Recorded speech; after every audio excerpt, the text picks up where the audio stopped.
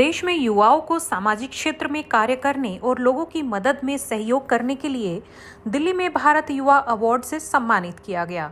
वहीं इस कार्यक्रम के संयोजक डॉक्टर संदेश यादव ने कहा कि हम हर साल 20 लोगों को भारत युवा अवार्ड से सम्मानित कर रहे हैं और कहा कि हमारा प्रयास ये है कि ज़्यादातर सरकार से जुड़े लोगों को सम्मानित किया जाए। इस कार्यक्रम के मुख्य अतिथि केंद्रीय मंत्री शांतनु ठाकुर, केंद्रीय मंत्री प्रताप राव गणपत राव जाधव, उत्तराखंड बीजेपी प्रदेश अध्यक्ष और राज्यसभा सांसद महेंद्र भट्ट, बीजेपी के वरिष्ठ नेता अशोक कुमार, सांसद राजेश गहलोत, पूर्व सांसद कांता करदम व गणमान्य व्यक्ति रहे। सबसे एक यूनिक ये है प्रचार है जो युवा का शक्ति बढ़ाए।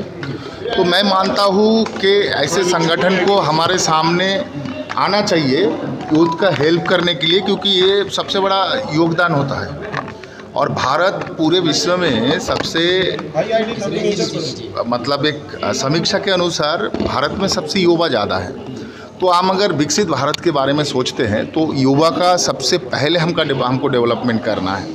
और माननीय प्रधानमंत्री जी इसमें लगे हैं, चाहे खेल हो, चाहे दूसरे कोई भी प्रोजेक्ट हो, कोई भी सेक्टर हो, उसमें युवा आगे बढ़े, देश में ये चिंता किया जा रहा है। मैं मानता हूँ ये संस्था जो है इसने अलग तरीके से एक परफेक्शन तैयार कर रहा है। ये बहुत ही भारत के लिए आगे बढ़ाने का एक लक्ष्य है।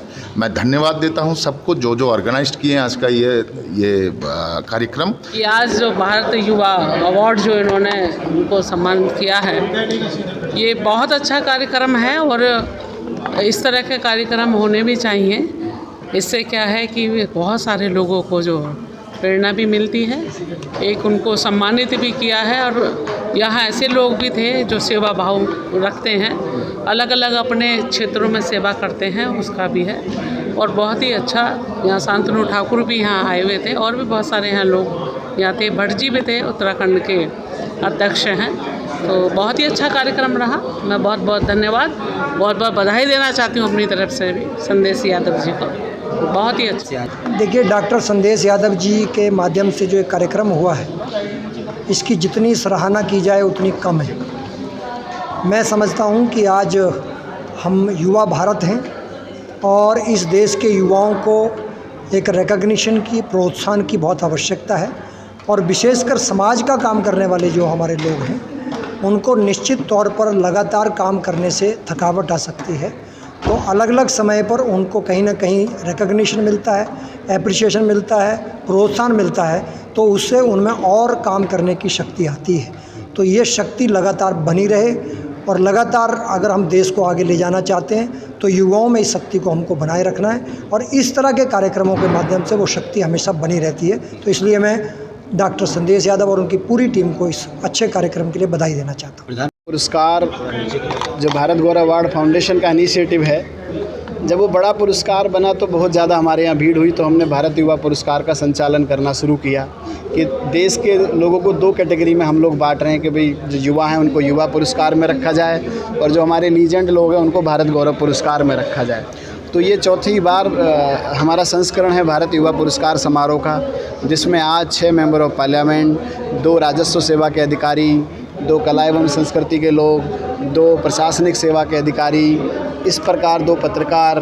तो हम हर वर्ष 20 लोगों को भारत युवा पुरस्कार से सम्मानित कर रहे हैं। और हमारे यहाँ जो प्रयास है वो ज़्यादातर सरकार से जुड़े लोगों को सम्मानित करने का है, जो बाकी मंच से हमें अलग बनाता है। क्योंकि क्या होता है, मान लीजिए हम अपने प्रतिनिधि के बारे में जानते हैं लेकिन हम उसे सम्मानित नहीं करते, उसके कार्यशैली को हम सम्मानित नहीं करते। राष्ट्र में हमारी अपने प्रतिनिधियों के प्रति बहुत सारी अलग अलग तरह की धारणा हो जाती है।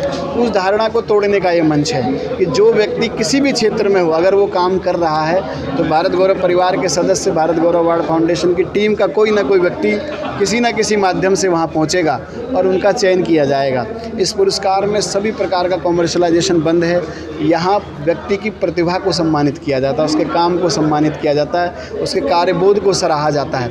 और ये पुरस्कार दिन प्रतिदिन इतना बड़ा होता जा रहा है कि हमने भारत गौरव अवार्ड पुरस्कार को अपने को, भारत गौरव अवार्ड फाउंडेशन के उस इनिशिएटिव को वन नेशन वन अवार्ड और इंडियाज़ नोबल की तर्ज पर रखना शुरू किया है। आज भारत गौरव अवार्ड में आप ये समझिए कि भारत सरकार के पद्म पुरस्कारों के बाद अगर सबसे ज़्यादा सुविधाएं इस देश में किसी नॉन गवर्नमेंट ऑर्गेनाइजेशन की तरफ से हैं तो भारत गौरव अवार्ड फाउंडेशन की तरफ से हैं। उन प्रतिभाओं को वो सारी सुविधाएं दी जा रही हैं जो उन्हें राष्ट्रीय पुरस्कारों में मिलती हैं। कार्यक्रम हैं इसमें दिल्ली, उत्तर प्रदेश, हरियाणा, राजस्थान, महाराष्ट्र, कर्नाटका, तमिलनाडु, उड़ीसा, झारखंड, बिहार, मतलब कितने राज्य आपको गिनाऊं, तकरीबन 13 से 14 राज्य के आज युवाओं की भागीदारी है इस कार्यक्रम में।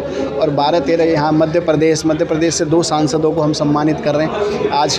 तो सब तकरीबन 13 से 14 राज्यों के लोगों को हम हर बार नॉमिनेट करते हैं। 1-2 यूनियन टेरिटरी के भी लोग होते हैं, सिक्किम के भी लोग हैं। तो उस प्रकार से सारा जो तंत्र है वो काम करता है। पूरी कमेटी के लोग सब मिलकर काम करते हैं, सब चयन करते हैं, सब अपने अपने लोगों के नाम भेजते हैं कि हमारे राज्य में ये व्यक्ति इसने ये काम किया, इसको सम्मान मिलना चाहिए। कि जो लोग सरकारी सेवा में या सरकारी तंत्र से वंचित रह जाते हैं उनको तो हम सबसे ज़्यादा फोकस होकर काम कर रहे हैं कि जिसको राष्ट्रीय मंच नहीं मिला, जिसे भारत सरकार ने चयनित नहीं किया, कम से कम उसे खड़े होकर ये लगे कि हाँ कोई तो ऐसा है जिसने मुझे भी देखा और उस जगह आके देखा।